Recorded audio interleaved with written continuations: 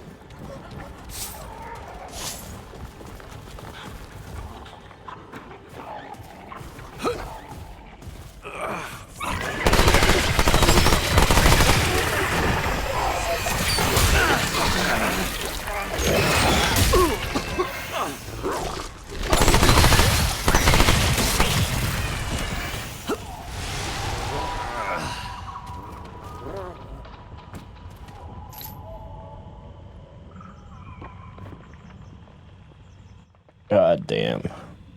So this whole time I've been talking, my mic's been muted.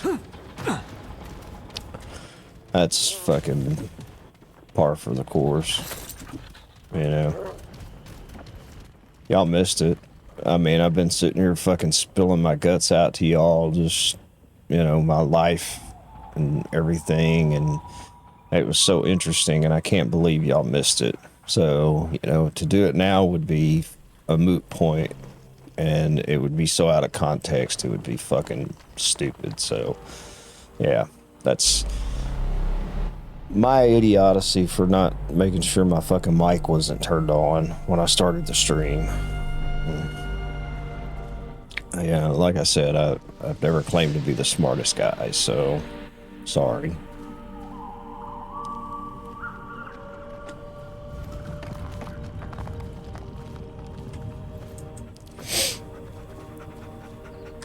I need to check on something real quick.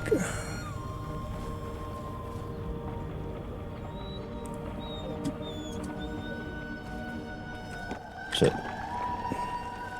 Sorry. I've added in some new stuff to OBS, and I want to check and see if it's working.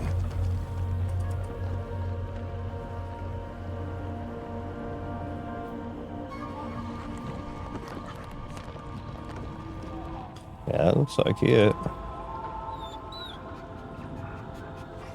Twitch clips.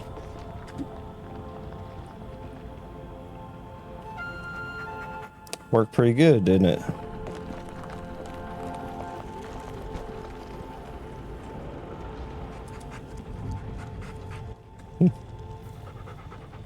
I wasn't sure how well it was going to work, but... And I don't know why when I hit it, why he ducks, but he ducks. I guess I need to remap my hotkey. I wonder if it's because of F9. Oh no, it's because I use Alt as one of my keybinds. So every time I hit a replay, he's gonna crouch. He's gonna teabag. So yeah. So I was just talking about my day and why I can't sleep, and I suffer from insomnia. I always have. I've always had problems sleeping, like falling asleep. My brain doesn't turn off. So, you know, I'm not saying that I'm high functioning. I just don't know how to stop functioning. I don't know how to teach my body to tell my brain that it's time for sleep.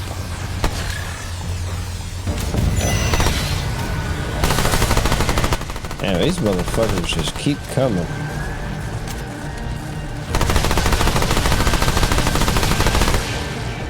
I hate those guys.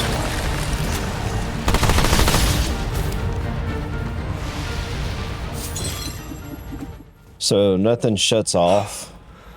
You know, that was rough. And I don't have the ability to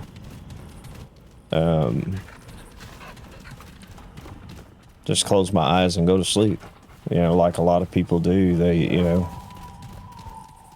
your body says it's bedtime, and your body tells your brain, hey, go to sleep, and people go to sleep, you know. Oh, that's a new ring. So, like, 7 meters of an enemy. That's pretty cool. Like, my ex-wife pissed me off so bad because, I mean, she could fucking fall asleep standing up.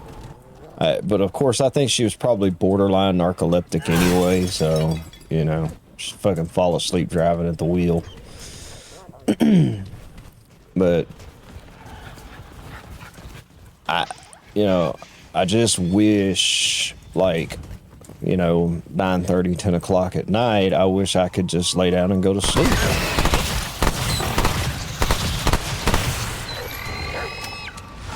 I wish I could just close my eyes and go to sleep and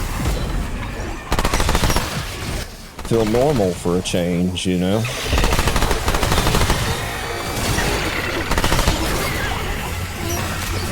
And, it's rough.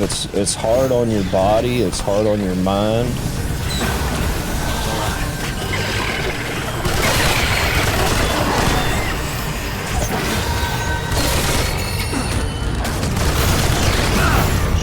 Oh, you bastard. Where'd he go? He's behind me. Jesus. This guy's arrows hurt. But yeah, it's like it's physically hard, mentally hard. You know, your kids, it takes a toll on my kids because sometimes I'm so damn tired. This is it. That I don't get to enjoy things. And I know it kind of affects them. It kind of takes some of the fun out of stuff for them, you know. But it's just one of those things that my work used to suffer, you know, because I didn't sleep well at night, and you know, there's times when I would oversleep and be late for work, and I've had bosses who understood, and I've had bosses who didn't really give a fuck, you know. They tell you, well, you need to go to the doctor and see somebody. Well,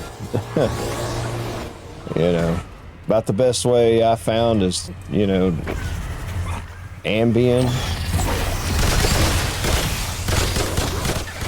I took Ambien for 10 years to try to cope with it. And it has literally ruined my recall and short-term memory. Because I've taken it too long. I should have never taken it that long. My doctor should have never prescribed it to me that long, you know.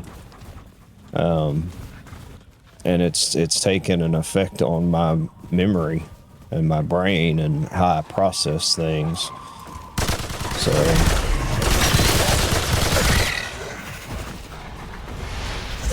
did I kill that other one?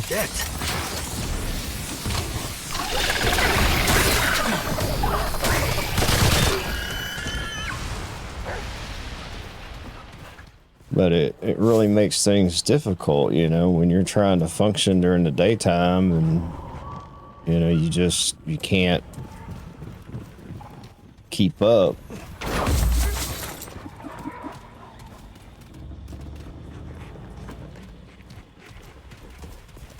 And a lot of people don't understand, you know. They think that there's something wrong with you, that, well, it must be your conscience keeping you awake. Something you've done. And, you know, I've heard that one a lot, and it's like, I'm not a bad person. I don't break the law. I don't have a guilty conscience. In fact, shit, I'm a big fucking believer in karma, you know. I hate it when I upset somebody or hurt somebody's feelings, and I worry about shit like hurting people and doing bad things, because I know shit like that comes back and bites you in the ass. So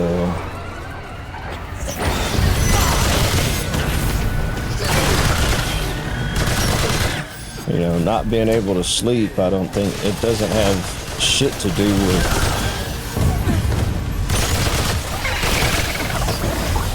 the way I live my life. I just don't have the ability to turn my brain off like everybody else does. You know, I lay there and I think about bills and kids and finances, and, you know,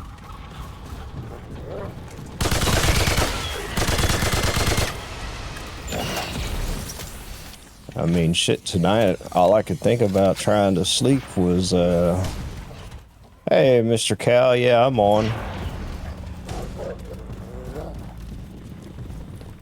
He may not be watching my stream, I don't know.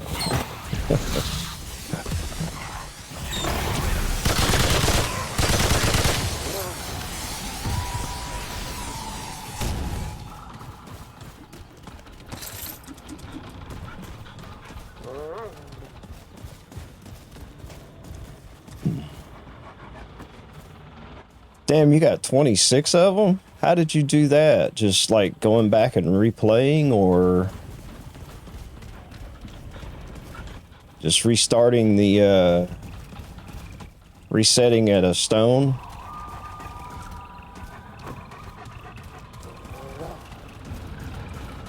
So that's one thing I wondered, was if like you find them, if you go back and you go to a world stone and just reset the area, do they come back, you know?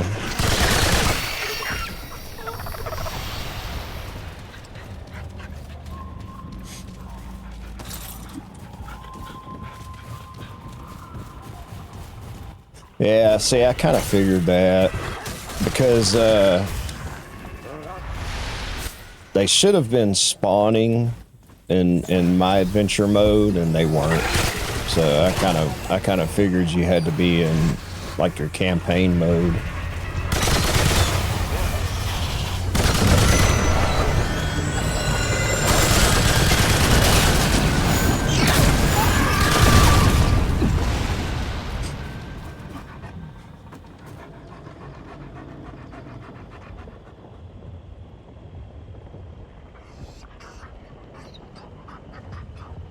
Oh, nice.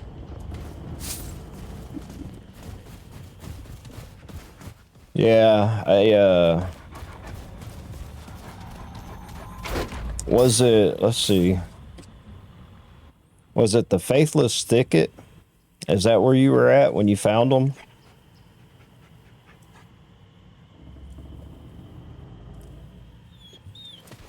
If you remember.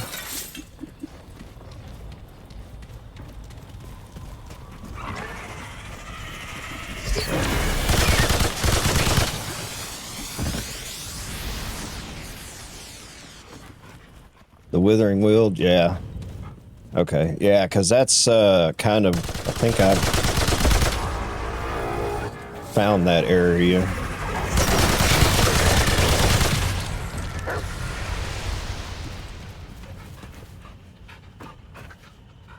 Yeah, Forbidden Groves and the Offwoods. Okay. Yeah, I'll just have to, I'm gonna have to go through those areas and just explore them really good. And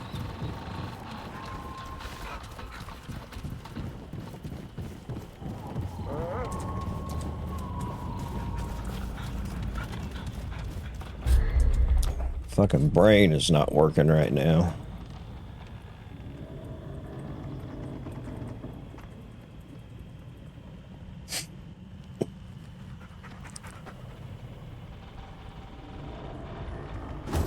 $300 a piece. Sell them to me. I don't want to buy them. I want to farm them.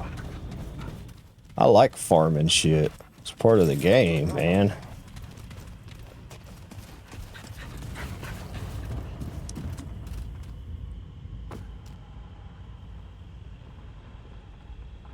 Ah, I see. Sell it to somebody at the Warden and buy it from them. That's pretty cool. I didn't know you could do that. So you like share vendor stuff, huh? Let's see. Can I go up here? Yeah, let's go up here. That's pretty cool.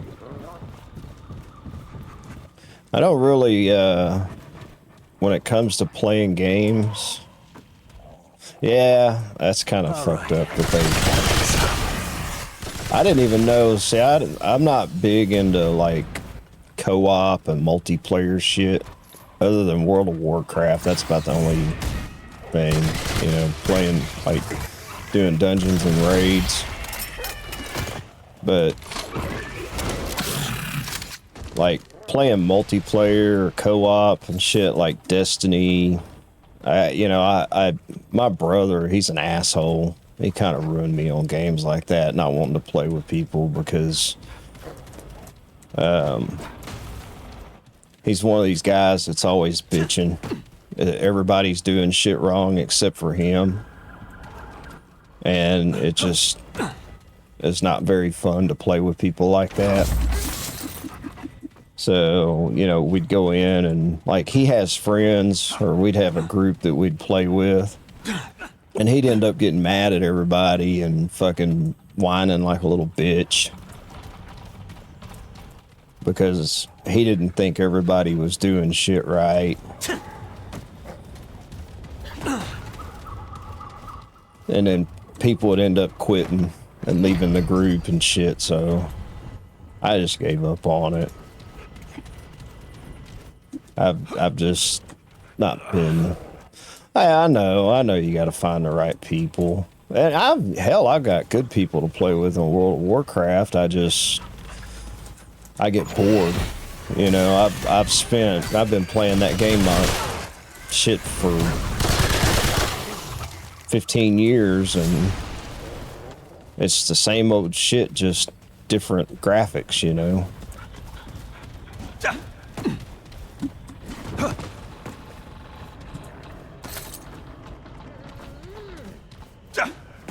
I like flavor and variety. Let's see. I know there's a secret area over here somewhere. I just gotta find it. This may be it. Is this it? Nope. That's where I came from. I think I missed it.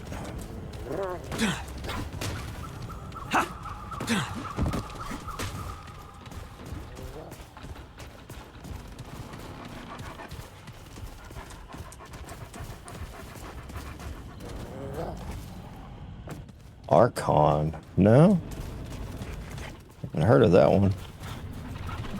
Ah, here we go.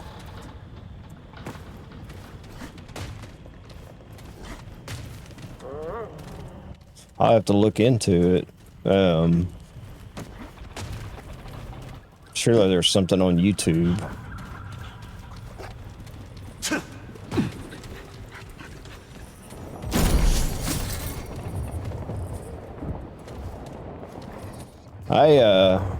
Hell, I don't even know if I'm gonna be able to unlock the gunslinger.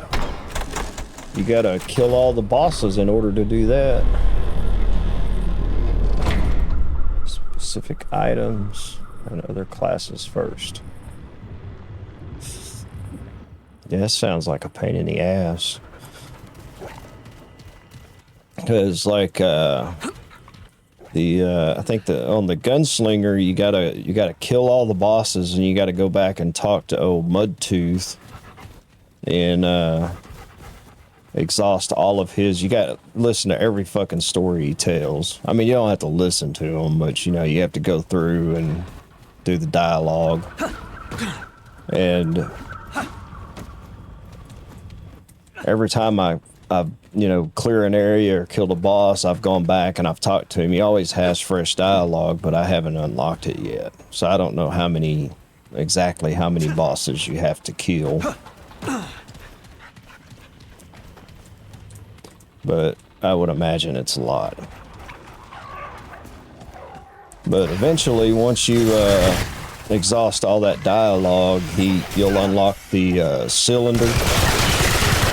It's a revolver cylinder for a revolver that you can buy from him and unlock the gunslinger.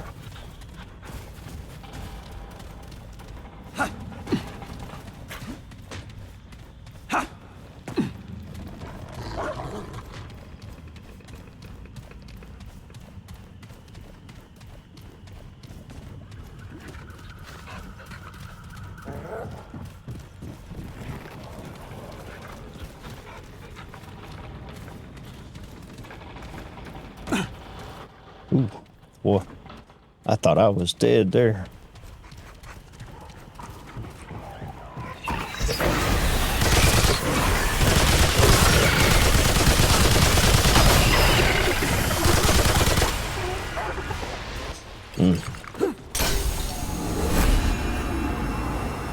Get some health.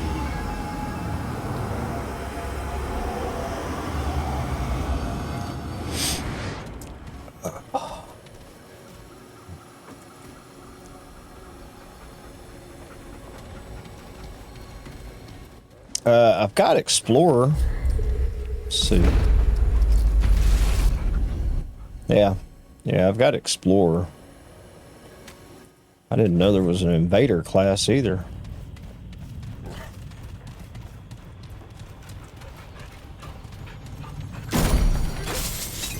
Sounds like we got a lot of stuff to figure out in this game.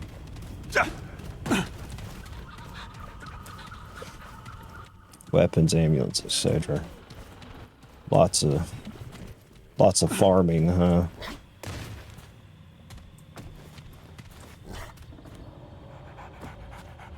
Huh.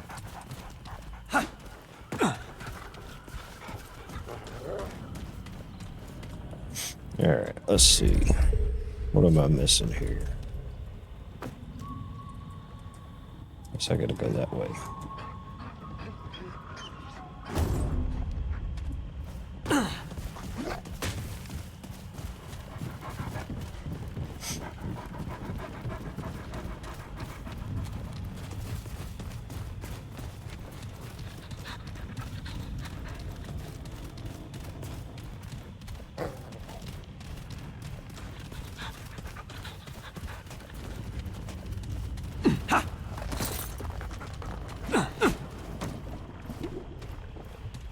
Damn. Is there not a boss in here? Oh, okay, just hadn't gone far enough yet.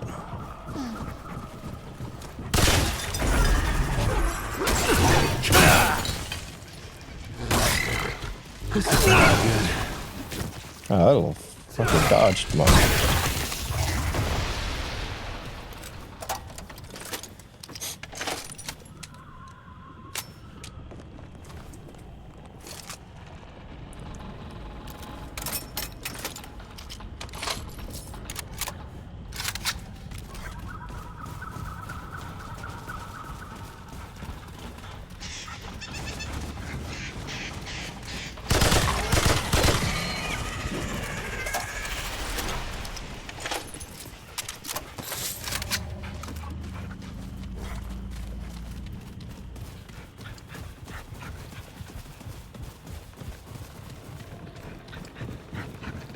Good Lord, how big is this place?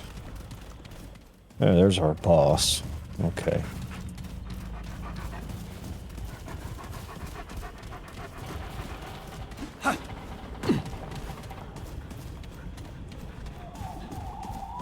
Yeah, it's like right there. I'm just making sure I didn't miss anything.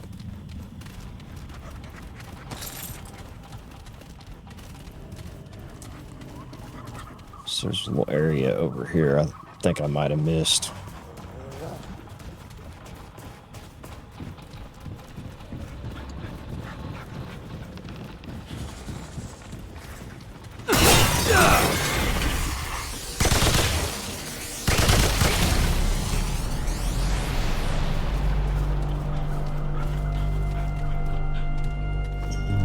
Okay. That's just the way down.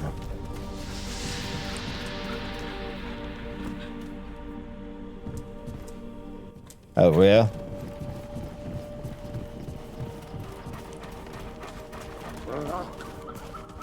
I just thought it was pretty cool, you know, being able, because everything I've read is talks about it being one of the easier classes because you're able to, you know, summon and have other helpers and shit, you know.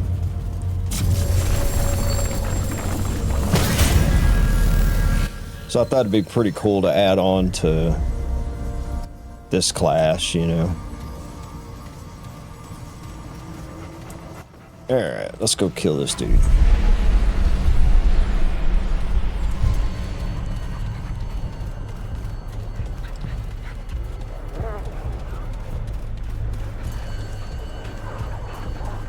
Alright, let's do this.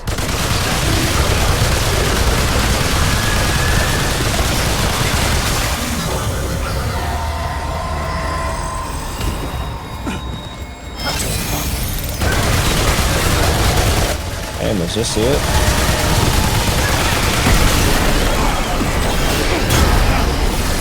Aha. Oh boy. That's a big dude.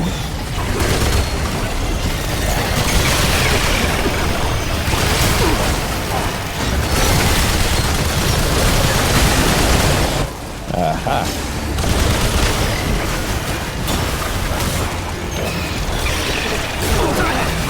Shit, he's got me. Let me go. Shit. Got overrun by ads.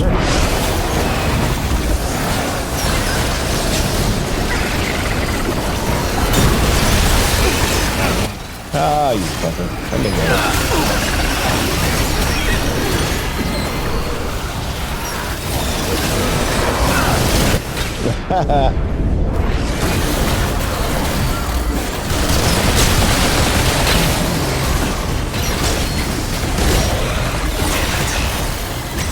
Oh shit, I'm stuck.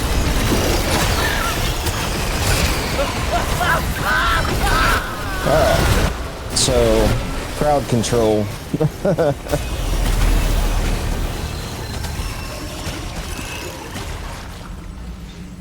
I thought I was doing so well. I was like, man, this is easy.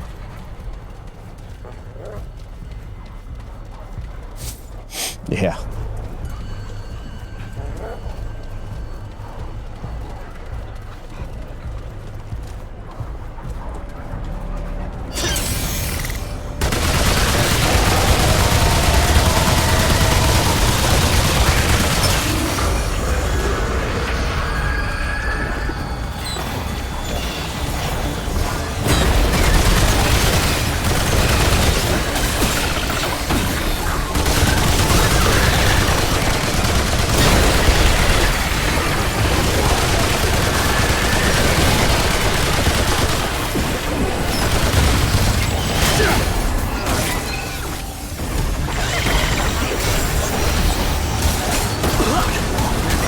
Oh shit. Switch guns, damn.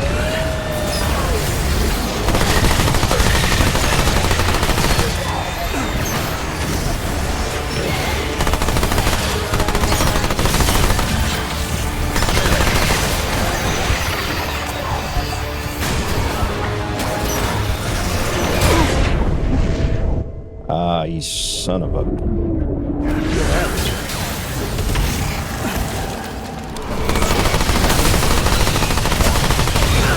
This ain't good.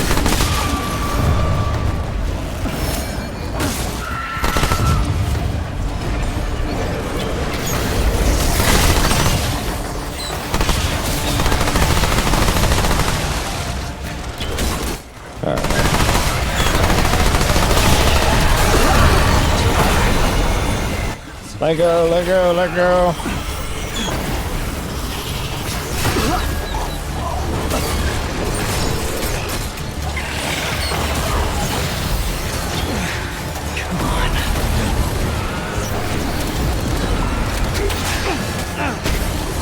Damn it.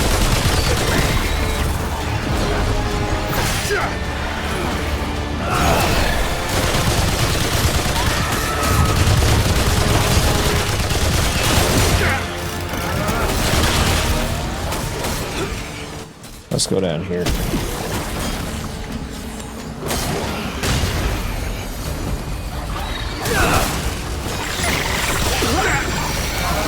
Chat.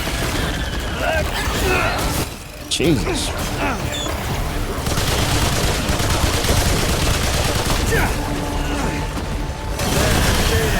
Fuck you.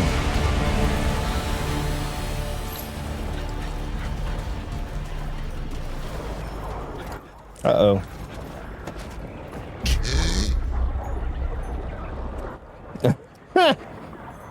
I gave myself to death lifetimes ago.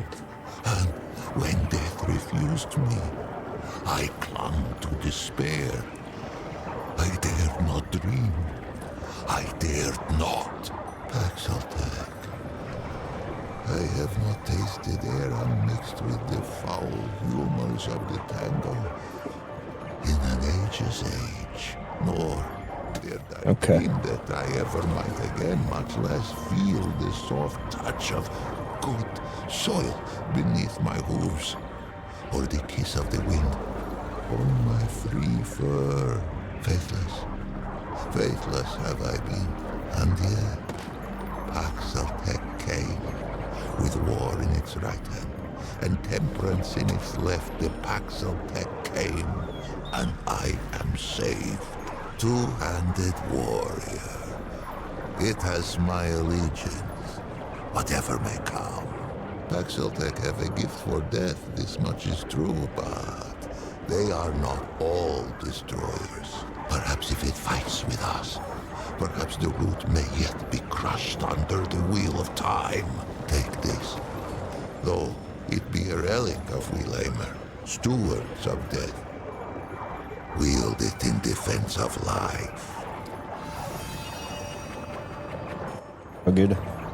No thanks is needed, for I owe it a debt unpayable. I think I shall linger here a while. I usually talk to them anyway, go through all the dialogue, because I didn't realize that going through the dialogue with a lot of them would unlock certain things, so I learned that a little later in the game, unfortunately. Whatever time is left to me, If its road should ever wind this way again, grace me with a visit. There are yet tales of Yesha, I might tell it, if it cares to hear them shared. On the contrary, it has been aged. Let us first be properly introduced. Once I was called Lich, foremost of the Lemir. High priest of the dead. Oh, I gloried in that title. Would that I had known the irony. A funerary priest of the deathless, the highborn, one who wraps the powerful in glory, and a Muslim who seals the secrets of the eternal empress with sweet seed oil and with night sap. We guarded the flesh of the great and sought their resurrection. Among these trusted sacred pan, I was the utmost. I relished the favor of her permanence. More fool I. For many epochs, the highborn did not fear the flow of time, for the fruit of the thane tree kept it at bay. But there are other ways to die. Misadventure. The Eternal Empress dreamed of defeating this final terminus. If life could be taken, could it not be given back? The flesh was preserved against that question's answer. This was the province of the Lemir. But let us start at the beginning. Much would I have it know.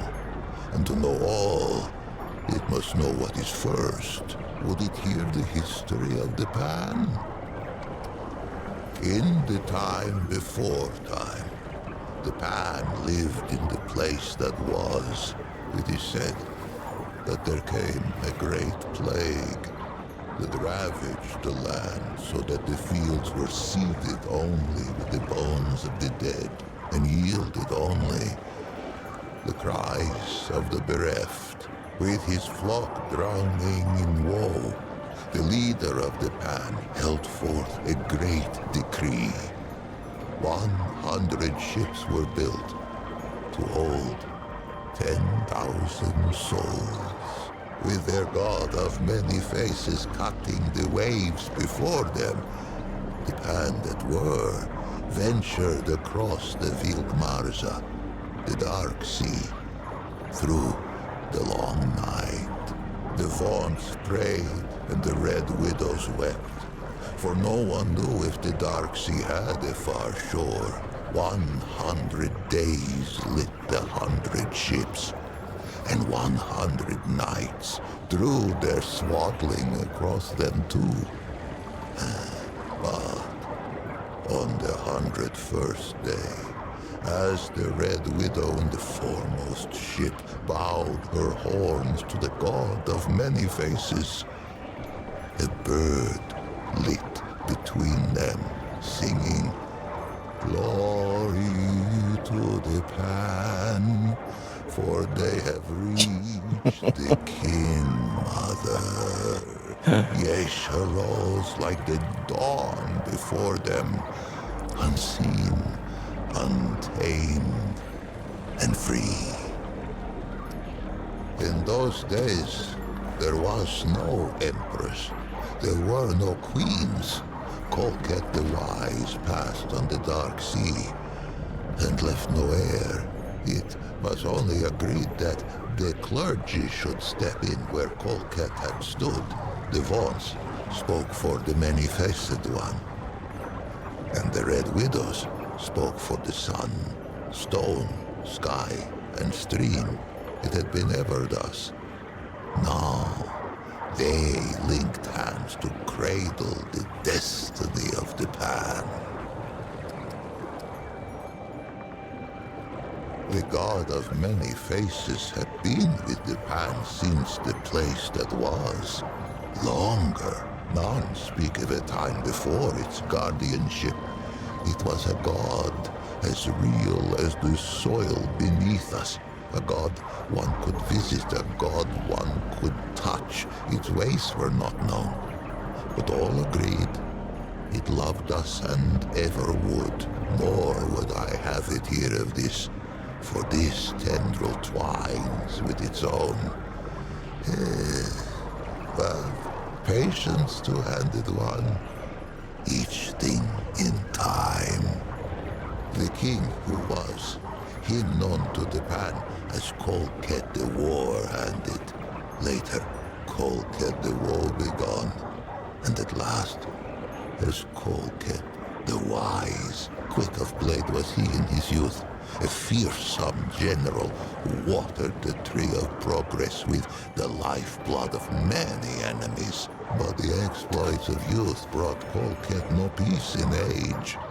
They say he took the plague as fate's judgment against his warlike eye. Fate offered a choice: flee the land of his fathers, or end his line as the king of death. Colket hesitated no more in pilgrimage than he had in war. He raised up ships as once he had raised regiments. He sailed from the place that was with a heart full of hope. He was never to see Asia's shores. He passed in peace before the crossing's end, greeting death with grace. For 80 days, the Vons fell prostrate upon Yesha's unfamiliar shore. They prayed for a sign that our searching was over, and that this forest should be ours on the 80th day. And he never got to see it, poor Forms guy. emerged from the depths of the jungle. First came a doe with coat of red. Where it walked, the soil The other was a gave stalker. forth flowers and sweet berries, and they took it as a sign of grace. But behind the doe came another, a wolf with fur as lightless as the obsidian waves the pan had so lately crossed. Surely this great beast was a portent of death. Yet desperate were these threadbare priests of old, and of these visions to their charges, these Vons spoke only one. Those who glimpse the doe often glimpse the wolf, for the latter seems compelled to pursue the former. To hear those early Vons tell it would be to hear of many different wolves in pursuit, and only one doe. A simple deception, but a far-reaching one. Modern and know the truth. What must it be to spend an eternity chasing that which one might catch but may not kill? For the wolf and the doe have often met, antler and tooth, hoof and claw. The doe may spill the wolf's blood, and the wolf may taste the doe's flesh, but never the other's life to take. Yesha itself forbids it. They say the chase has driven the wolf quite mad. And why not? The doe fills all who glimpse it with a spirit of hope and a sense of growth. It leaps among the shrub and bramble even now, even with Yesha sundered by the root. There are those who think it more than a spirit, a god in waiting.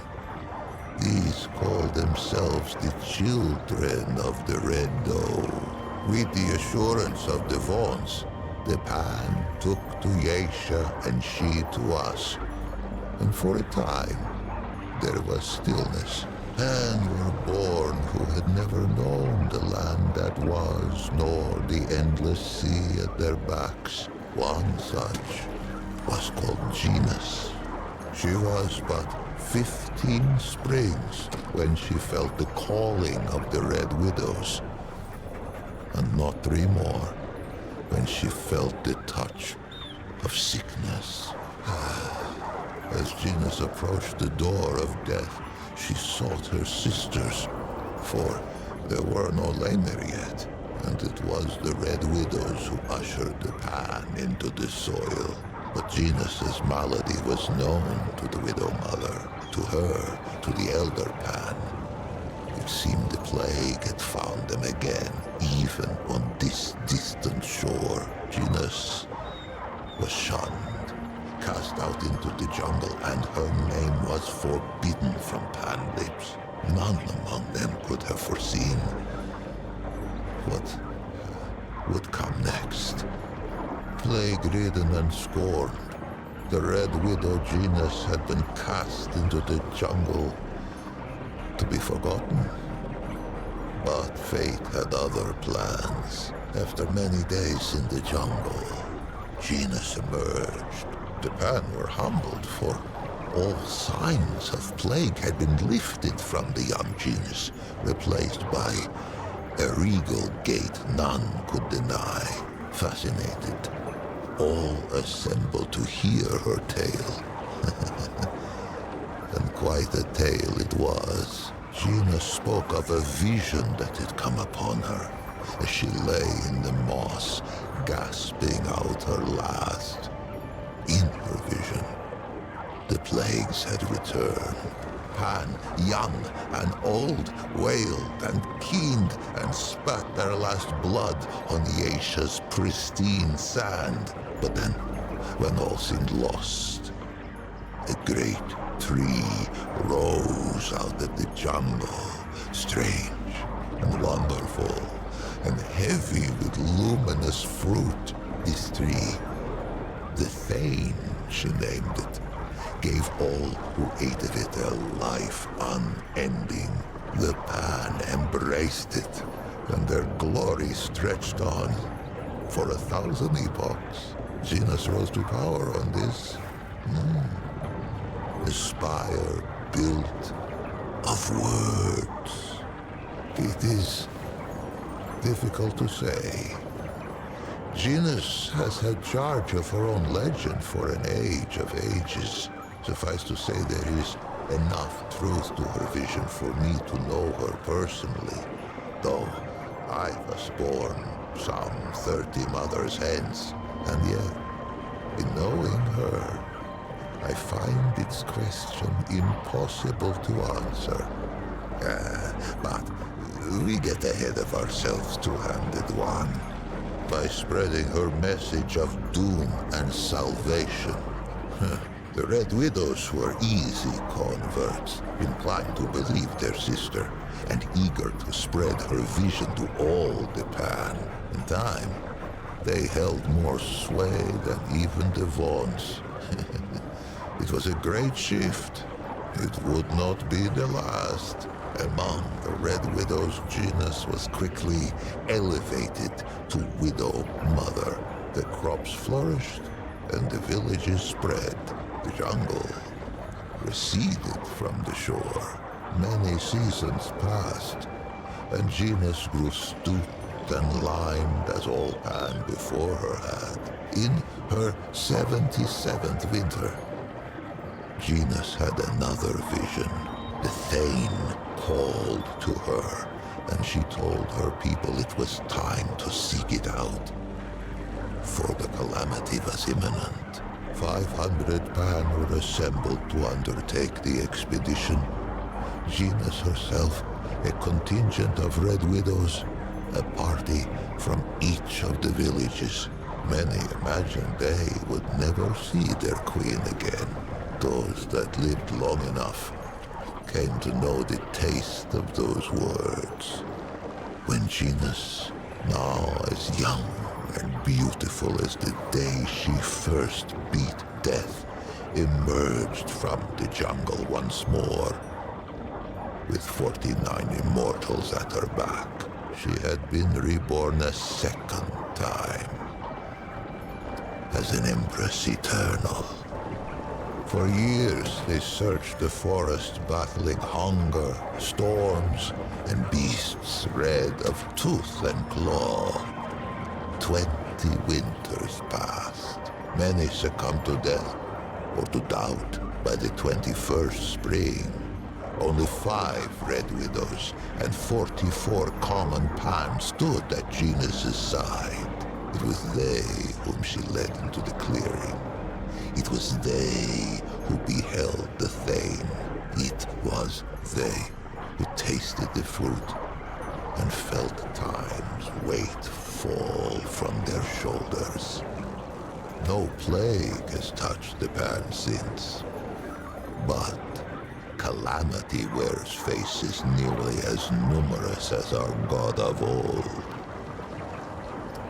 Unless I am much mistaken, the Empress lives yet, for no funerary smoke has filled the sky above her ziggurat. If the Pan vanish from Yesha's soil, I imagine she will be the last to depart. With death thus leashed, the eternal Genus and her immortals brought forth an empire heretofore unknown. Great ziggurats were hewn from the living rock, and at their feet grew great cities lit by arcane magics. Genus's prophecies all came about, save one. If only the Pan of that epoch had wondered as it does two-handed one, what of the great calamity? But none worried, save a few vaults. The old ways were dying, and the Empress was not. No achievement seemed beyond the reach of the Pan. It was then that the wolf came. But the story of Yesha is the story of who tastes the fruit of the Thane tree. 49 immortals begat many more. A deathless aristocracy. They traded favor with the Empress, traded years of life itself like fishmongers at market. They called it the Ravager, the very obsidian beast the vaunts of old had glimpsed and hidden. It sprang from the jungle as sudden as a squall. It made no more than mutton of the bravest warrior. Fear fell like night across the empire. Death roamed Yesha. Ravenous death none could tame. There were those who would have seen the beast slain, but the Ravager was never much glimpsed that the Red Doe should not follow. And vice versa. The green things of the jungle sprang from the Red Doe's feet. But on what do green things grow, if not the flesh of departed life? Who knew what would become of the doe if the Ravager were felled? Who knew what would become of the jungle? Who knew what would become of the Thane tree? It was the twice humbled Vaughn's who kept the Empire from vanishing down the Ravager's throat. For the Vaughn's had pondered the beast since it first appeared to them on Yesha's shores. It was they who had learned to listen to Aethir's song. They who learned to appease the Ravager with tribute, with dance, and with music. Balance returned. Good God. The wheel of time rolled on. Who is to say? For that was hardly the last calamity to befall the Pan at Yesha. With the Ravager appeased, the Empress dreamed of rule eternal. She should likely have had her wish. But for one thing, the Thane tree, that of the fruit of immortality, began to die. The song of all living things. It permeates our forest. It whispers in the leaves, thrums in the soil, shines in the sun, babbles in the stream. The Vaughn's devote themselves to the song's mystery. They play it to tap its power, as other Pan might use the energy of a crystal or the heat of a flame. Those attuned in prayer hear it strongest, but all may catch its strain from time to time, even a Paxiltech. For many lifetimes her permanence hid this knowledge from all who served her, slave and immortal alike. And why not? She had amassed a great store of fruit, and surely something could be done to save the tree. Why crack the very bedrock of her society? But the tree's decline could not be arrested. Fruit was rationed. Noble lineages withered. We lay there, once prepared for the final death of death. Only those immortals who had fallen in battle or by misadventure. Now, we found ourselves winding wizened nobles in sap and muslin by the hundreds. Perhaps what came next was inevitable. I'm afraid to ask. How much longer is this motherfucker gonna talk? Rebellion, insurrection, revolt. This was the fire that was to sweep through Yesha's jungle. For a life of lifetimes, the Eternal Empress had hidden the decline of the Thane tree, but like the Vaughn's of old, had underestimated the power of one young, plague-addled Red Widow. Janus herself failed to foresee the power of one called Navun.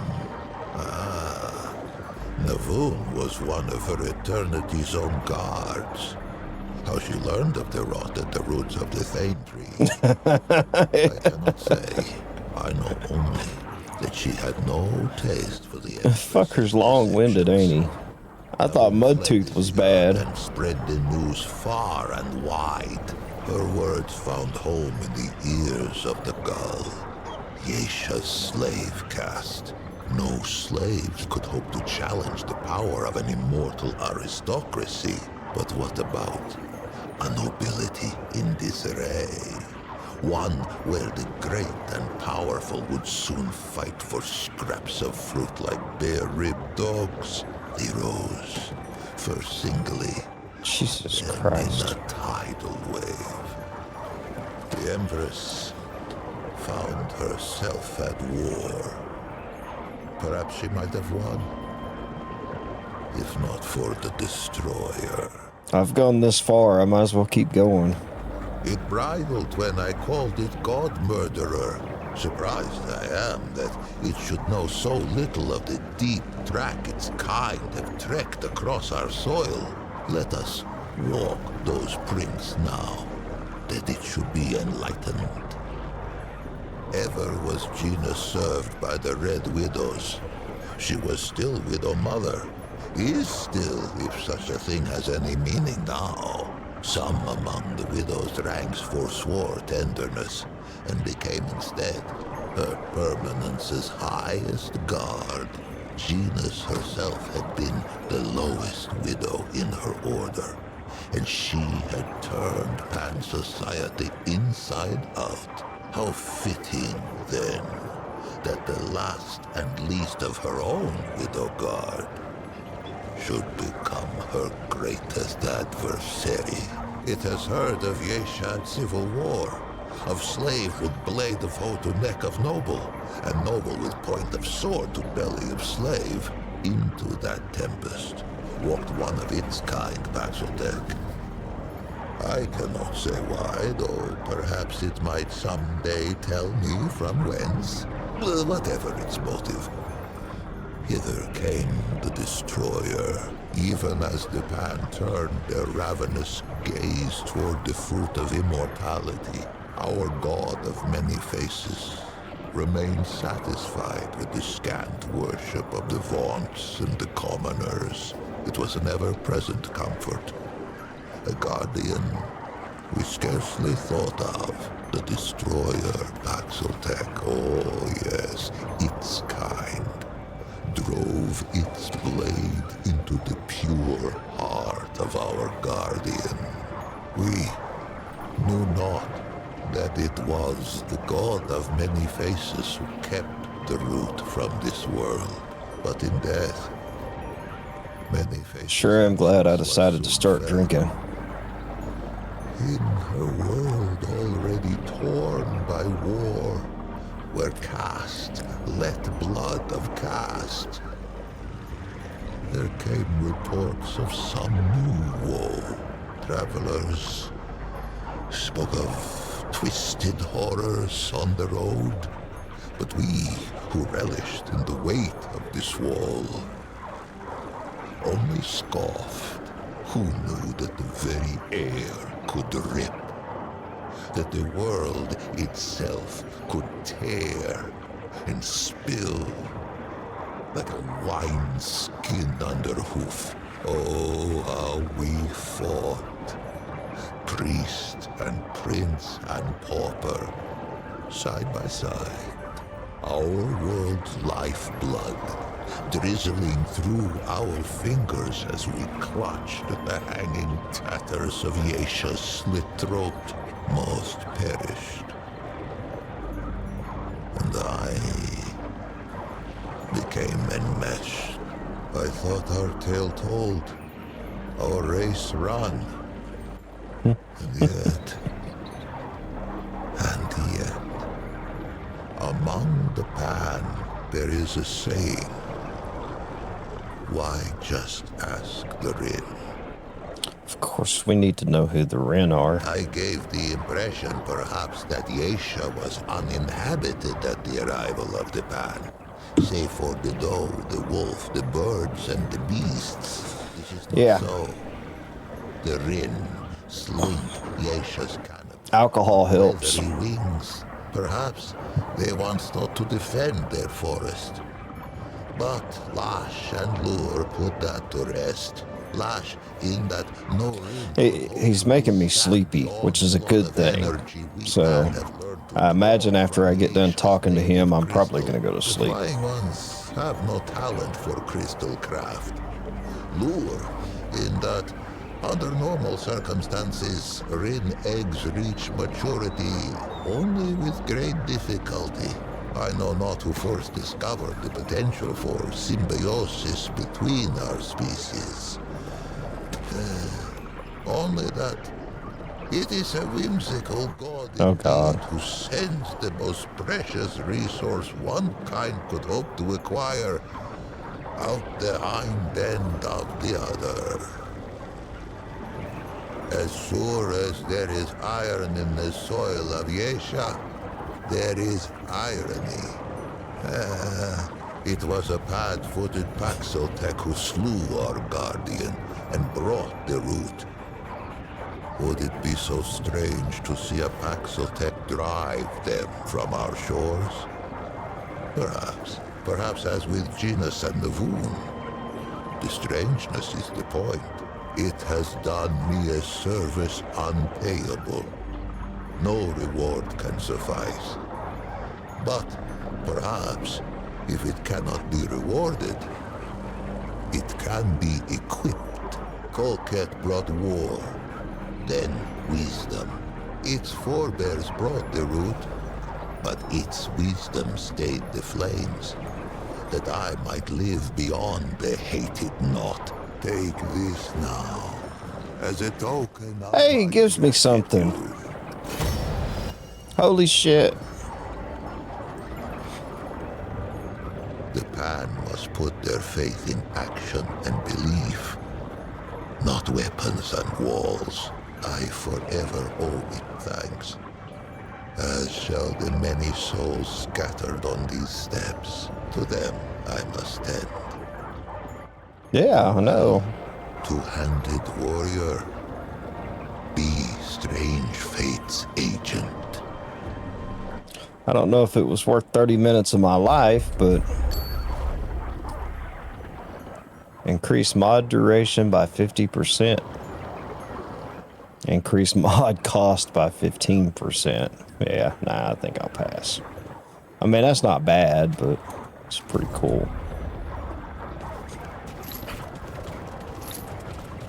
Thought my dog was gonna die. That won't fit.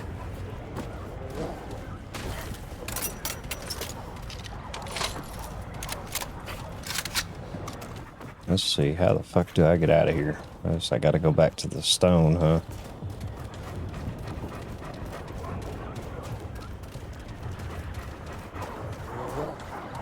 Here, let's see if he's got anything else to say. The tales of the past as easily as the foes of the future. Nah, he's done. Good.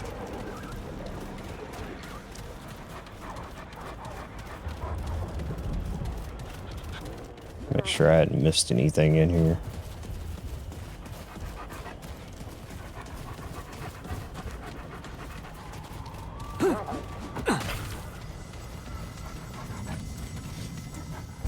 What was the other thing I got? Let's see. A log, crafting material.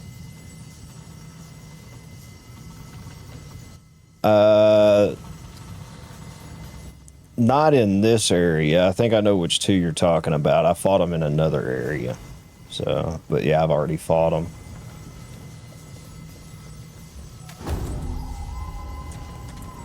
They were down under. You have to kind of like go down and around and underneath this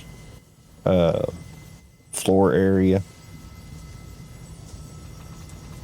They shoot arrows at you. Pain in the ass kind of guys.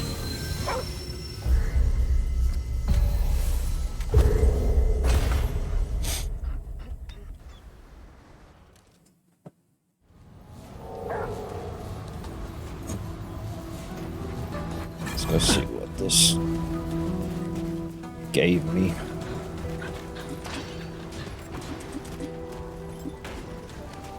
You. Come on, angry woman. Let's have a look.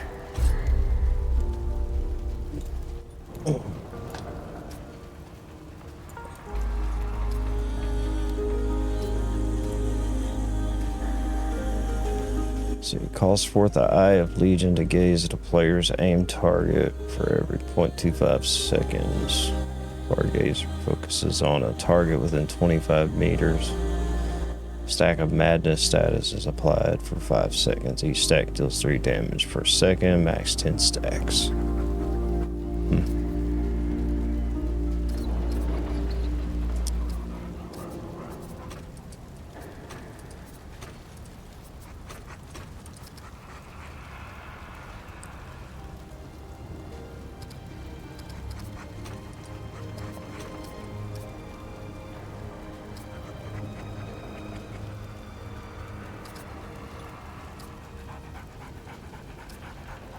We're finished here. How goes it, friend? Let's see. Can't upgrade that. Really, don't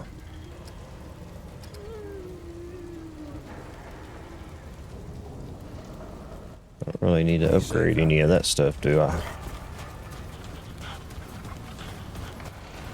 So let's see what Mudtooth's got to say. Maybe I can get through some more of his dialogue. Welcome back. Lucky for you. Tell the truth, I'm a bit dry-mouthed on my...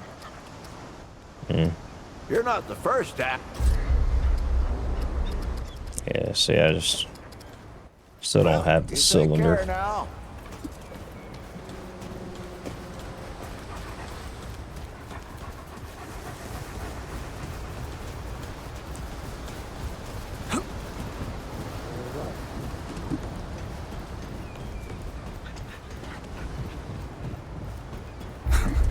Traveler returns. They don't like it when I help you. I didn't know I had the iron. Here, we could do that. Let's go ahead and unlock that one. Until next time.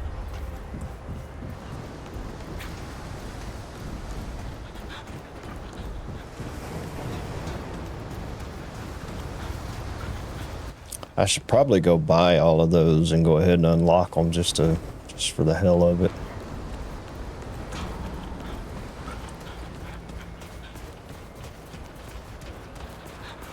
what you need, Wanderer. What you looking for? He's got the medal. Should head back to the ward and see if Yeah, Boss that'll knows what do this is. nicely. Remember, the choices you make out there can come back. And go unlock the medic. See if she's got any odd stuff to buy. Nope. Same stuff. I'll be here when you get back. Back again, Trev. What you need? I'll be here if you need fixing. Hello again. Only the best.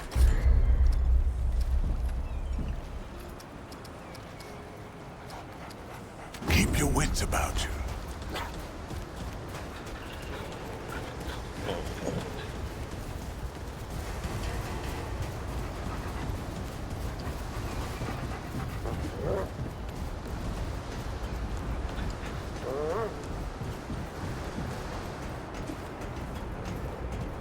Traveler. I knew you'd say that. Goodbye, Traveler. Okay, so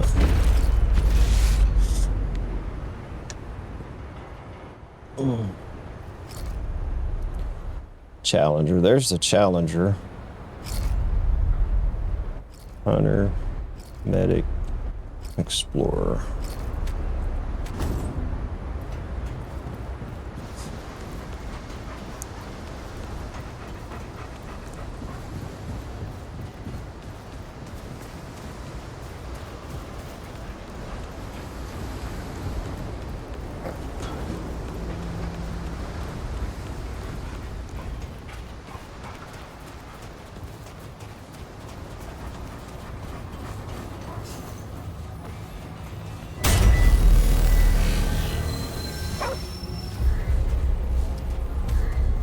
Okay, let's see.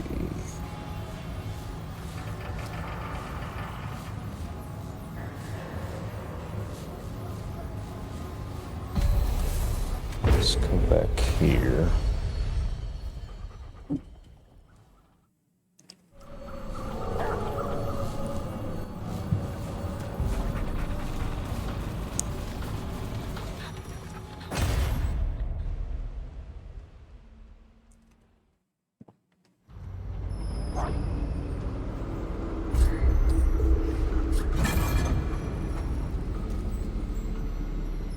Keep going this way.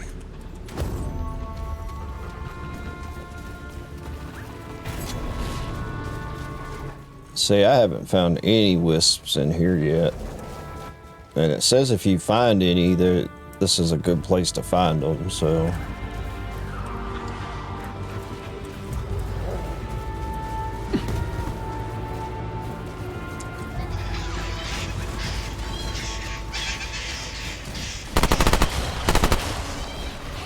Damn it.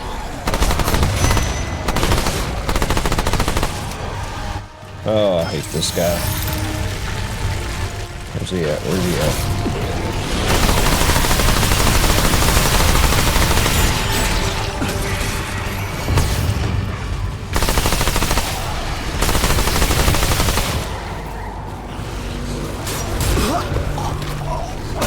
Yeah.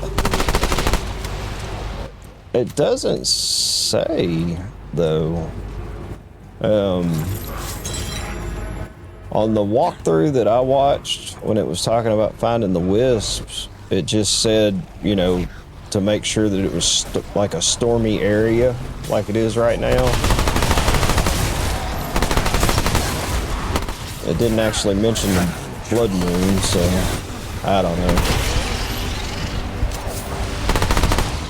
You're probably right, though. That's probably one of the reasons why I haven't found anything.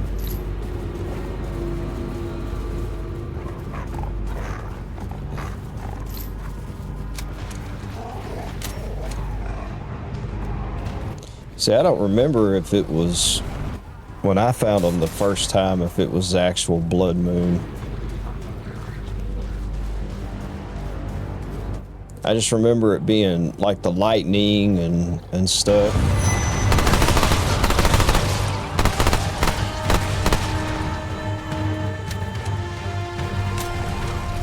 Well, that's true. They are called blood moon essence. I'm fixing to die.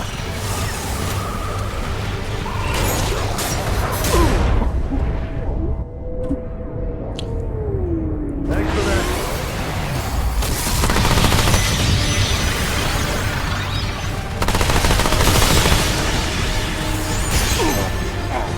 Damn balls.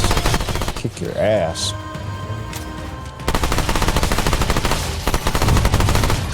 So I'm just gonna go up there and land on a tree branch and stay there?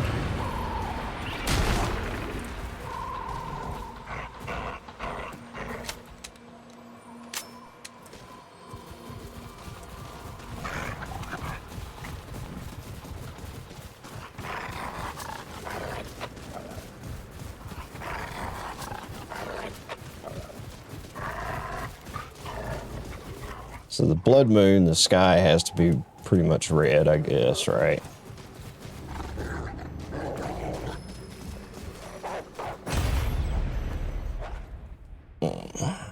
I'm tired. I can't think straight. It's been a long fucking day.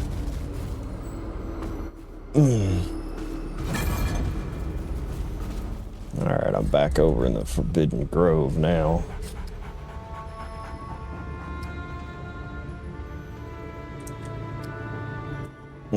I should be able to open that door. Gotta find that lever.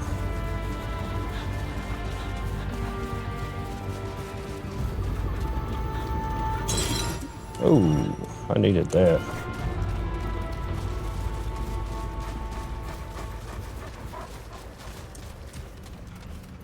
I can upgrade my sword all the way now.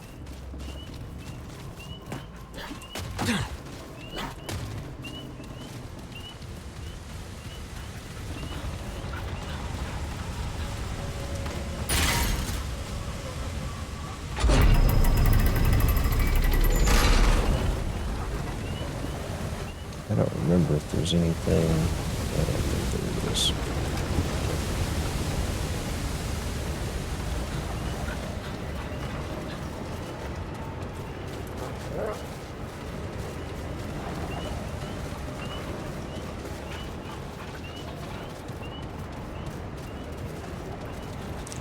So can you just stand around and wait on the blood moon, I guess? Just stay logged in and wait.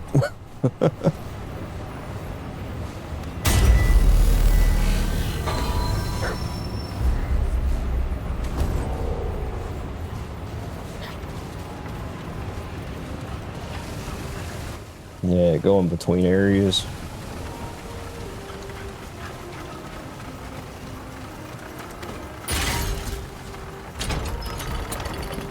Hope my puzzle thing stayed. Okay, cool.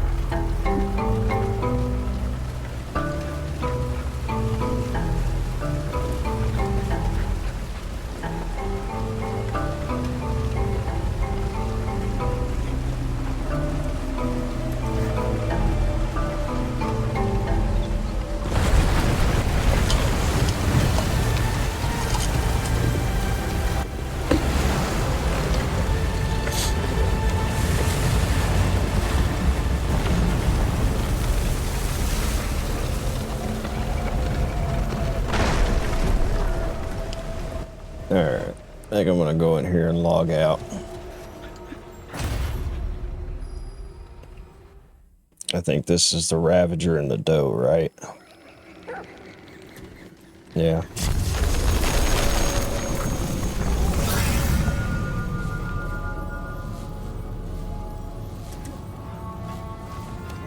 Yeah, I'm gonna wait. I'm not gonna do this tonight. I've had too much and I'm half asleep as it is, so. Alright, I'm gonna log off. Mr. Cow, thanks for hanging out with me. I appreciate it. So,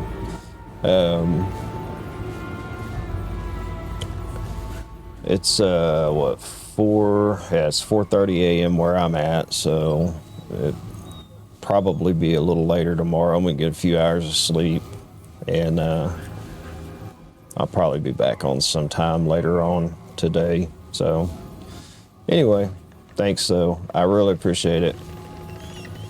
Lunchtime. Are you in the UK?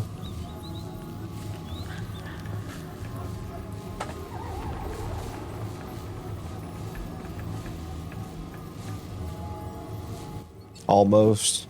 Not quite.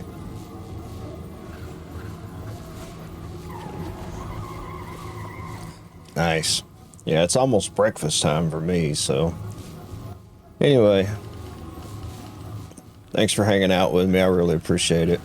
And hopefully I'll see you later on today. So take care, bud.